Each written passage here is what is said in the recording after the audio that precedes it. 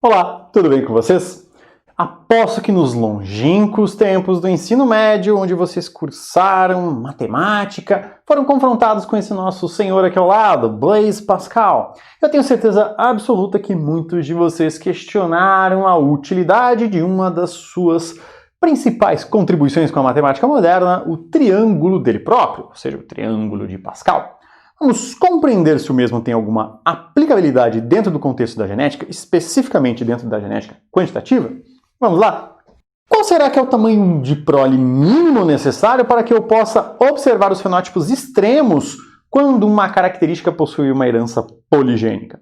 Vamos pensar aqui no nosso exemplo utilizando o trigo de coloração vermelha ou de coloração branca, onde o nosso indivíduo vermelho escuro ele tem um genótipo azão-azão, bezão-bezão, cesão-cesão, porque ele tem 6 alelos contribuindo aditivamente com a minha característica, e o nosso indivíduo branco aqui ele é azinho-azinho, bezinho-bezinho, cezinho-cezinho, porque ele tem 0 alelos contribuindo positivamente, contribuindo aditivamente com a nossa característica. Quando eu cruzo essa nossa geração parental e obtenho aqui uma geração F1, essa geração F1 é heterozigótica. Azão-azinho, bezão-bezinho, cezão-cezinho, mas o que mais me interessa aqui é que ela apresenta 1 alelo, 2 alelos, 3 alelos aqui maiúsculos que contribuem positivamente com a minha característica e 1 alelo, 2 alelos, 3 alelos minúsculos que não contribuem positivamente, não contribuem aditivamente com a nossa característica. Se eu observar aqui a minha distribuição na geração F2, eu tenho 7 categorias, porque eu tinha 3 genes, 2 vezes 3, 6 mais 1 igual a 7. Eu tinha 7 categorias possíveis, ou então eu posso pensar no número de alelos efetivos, eu poderia ter até 6 alelos efetivos, então 6 mais 1, 7 categorias. Mas e essas proporções aqui embaixo? Se eu somar aqui, eu vou ver que eu tenho que ter pelo menos 64 indivíduos para observar uma única unidade de indivíduos aqui nos nossos fenótipos extremos, que é justamente a nossa pergunta norteadora aqui. Vejam que eu tenho aqui 1 sobre 64 como a nossa frequência, a nossa probabilidade de termos os indivíduos azão-azão, bezão-bezão, cezão-cezão, que tem 6 alelos aditivos, ou então o azinho-azinho, bezinho-bezinho, cezinho-cezinho, e não tem nenhum alelo aditivo. Mas como que eu consigo chegar a este valor de maneira óbvia e racional? Como que eu consigo, de alguma forma, estimar esse nosso resultado? Nós podemos utilizar binomiais para este fim. Vamos imaginar aqui então que eu vou ter um binômio A mais B elevado a M, onde o M vai representar um número de alelos segregantes. No nosso exemplo ali anterior, eu posso ter até 6 alelos em questão, porque eu tenho 3 genes, cada um deles com 2 alelos. E nós temos uma outra situação que são os nossos possíveis alelos A efetivos e B não efetivos, logo A mais B. Então, eu vou ter sempre um alelo A com alelo B e eu tenho que sortear isso de 6 em 6 vezes.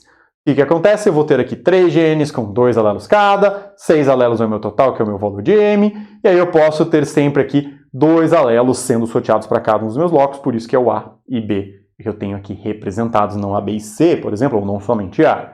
Assim sendo, eu preciso desenvolver o binômio A mais B elevado à sexta e ele vai nos trazer todas as respostas necessárias, como, por exemplo, qual é o mínimo de prole necessário, ele vai nos trazer esse valor de 64. Mas como que eu posso realizar isso? Eu posso utilizar aqui o nosso binômio de Newton e o triângulo de Pascal para resolver esse nosso problema. Para criar o nosso triângulo de Pascal, a primeira necessidade é criar várias linhas, como nós podemos perceber aqui. Cada uma dessas linhas ela vai ter um número de colunas relacionadas.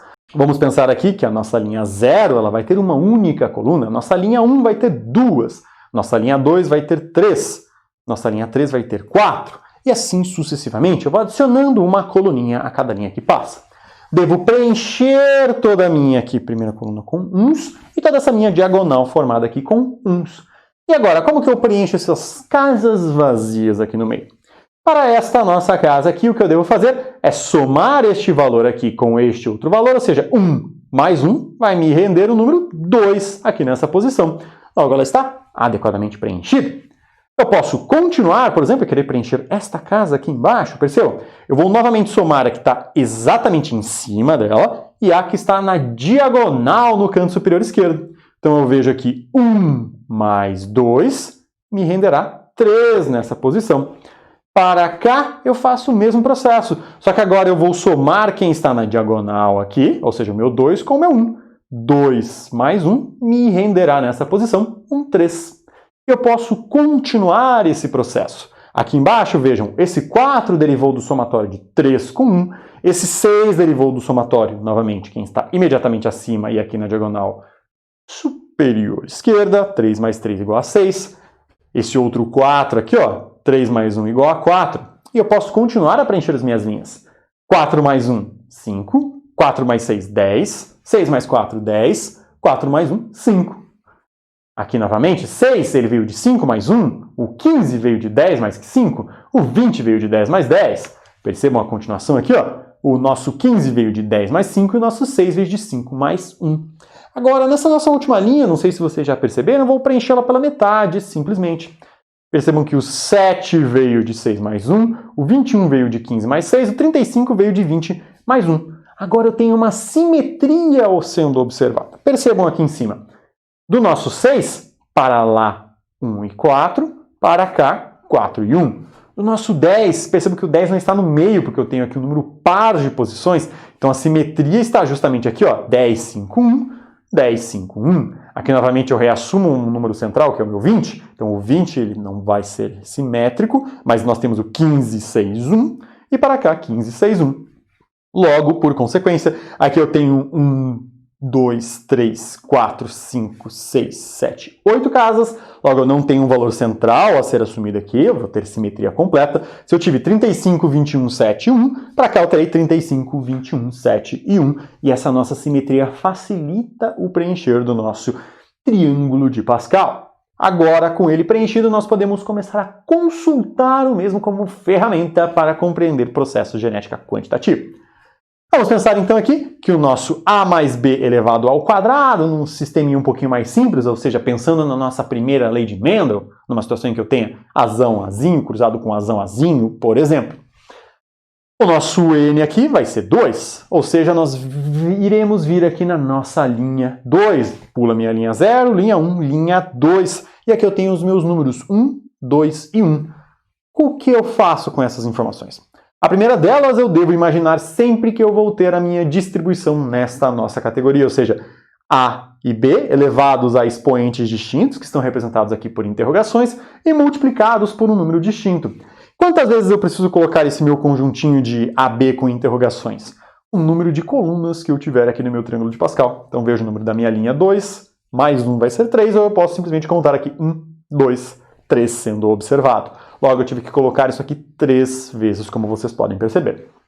No nosso passo seguinte, eu posso agora substituir as minhas interrogações aqui da frente pelos valores que eu tenho no meu triângulo, ou seja, 1, 2 e 1. Eu posso continuar no meu processo para resolver essas minhas interrogações aqui em cima, ou seja, os expoentes que eu estou ali observando. Percebam que eu vou ter sempre uma situação onde eu começo no valor n, depois eu vou para n menos 1 e n menos 2. Nosso n é o nosso número de alelos aqui presentes. Então, se aqui eu tenho n, aqui eu vou partir de 2. Aqui eu terei 2 menos 1 e aqui eu terei 2 menos 2. Qual vai ser a consequência disso? Percebam. O meu resultado deve ser espelhado para o B, só que agora ao contrário. Então, se para o A eu fui aqui deste lado inicial para o outro, ou seja, da esquerda para a direita, aqui para o B eu venho da direita para a esquerda novamente, B elevado a n, B elevado a n menos 1, B elevado a n menos 2. Agora eu posso substituir esse nosso n pelo valor de alelos que eu tenho, ou seja, eu tenho 2 possíveis alelos. Pode ser azão ou pode ser azinho, nesse nosso caso aqui. Logo eu terei 2, 2 menos 1 e 2 menos 2. E quando eu volto no B de lá da direita para aqui, para a esquerda, eu tenho 2, 2 menos 1 e 2 menos 2. Qual é a consequência disso? Eu vou ter 1 vezes A elevado ao quadrado vezes B elevado a 0. 2 vezes A elevado a 1 vezes B elevado a 1. Ou 1 vezes A elevado a 0 vezes B elevado ao quadrado. Eu posso jogar fora esse A elevado a 0, que vai ser 1, posso tirar esses 1's aqui da frente, e eu terei que A mais B ao quadrado, aqui em cima representado, é igual a A ao quadrado mais 2AB mais B ao quadrado. Ou seja, 1 para 2 para 1. O que isso significa? Significa aqui que eu tenho uma proporção de indivíduos que tem 2 vezes o tipo de alelo aditivo, uma proporção de indivíduos que tem 2 vezes o tipo de alelo que não adiciona e 2 vezes os indivíduos que contêm um alelo que adiciona e um alelo que não adiciona. E aí eu posso predizer fenótipos observados na nossa prole.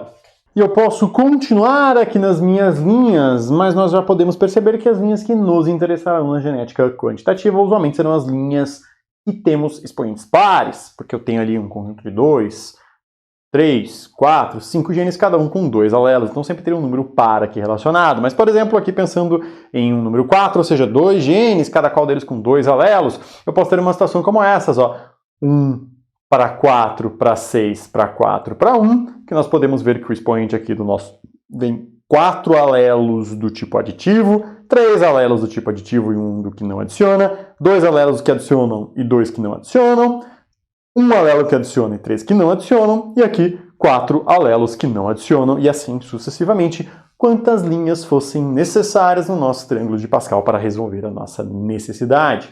Logo, nós podemos voltar aqui à nossa situação inicial, onde poderemos observar aqui uma situação de 3 genes com 2 alelos cada, onde nós temos um total de 6 alelos, por isso é A mais B elevado à sexta, onde nós teremos aqui 2 alelos, Azão, Azinho, Bzão, Bzinho, Czão, Czinho, onde eles representam A e B, esse nosso sorteio de 2 a 2. Essa nossa linha aqui no triângulo de Pascal, ela será de 1, 6, 15, 20, 15, 6, 1, que está representando aqui o indivíduo com 6 alelos aditivos, 5 alelos aditivos e 1 não aditivo, 4 aditivos e 2 não aditivos, 3 aditivos, 3 não aditivos, 2 aditivos, 4 não aditivos, 1 aditivo, 5 não aditivos, e aqui o nosso indivíduo com 6 alelos apenas aditivos. Se eu somar 1 mais 6 mais 15 mais 20 mais 15 mais 6 mais 1, nós teremos aqui as nossas opções, ou seja, o nosso total de indivíduos necessários para que obtenha pelo menos um 1 aqui. Ou seja, nós temos os nossos 7 fenótipos totais em uma proporção de 1 para 6 para 15 para 20 para 15 para 6 para 1, com um total de 64. Ou seja, eu preciso de pelo menos 64 indivíduos ali para observar os nossos fenótipos extremos, é o nosso valor mínimo ali a ser necessário. Eu preciso de uma proporção de 1 sobre 64 para observar os fenótipos extremos aqui representados. Se nós avançarmos um pouco, pensarmos em 4 genes com 2 alelos, P mais Q elevado a 8, nós temos 256 combinações possíveis. 5 genes com 2 alelos, ou P mais Q elevado a 10, nós temos 1024 combinações possíveis para observar todas as classes, incluindo as extremas. Então aqui nessa nossa escadinha, perceba, eu pulo de 4 indivíduos para 16, para 64, para 256, para 1024, para 4096 e para 16.384 indivíduos, quando eu estou trabalhando com 7 genes, cada um deles com 2 alelos, como nós podemos ver aqui nesse nosso expoente elevado à 14ª potência. Ou seja, eu consigo predizer quantos indivíduos no mínimo eu tenho que ter para observar a nossa situação de fenótipos extremos. E eu penso que isso é muito mais fácil que realizar um quadrado de Punnett, porque percebam que esse quadrado de Punnett aqui de baixo ele teria 16.384 quadradinhos. Ou seja, é muito mais fácil eu utilizar o nosso triângulo de Pascal para conseguir chegar a uma situação como essas e conseguirmos calcular efetivamente a nossa distribuição em fenótipos distintos. Até mais e bons estudos!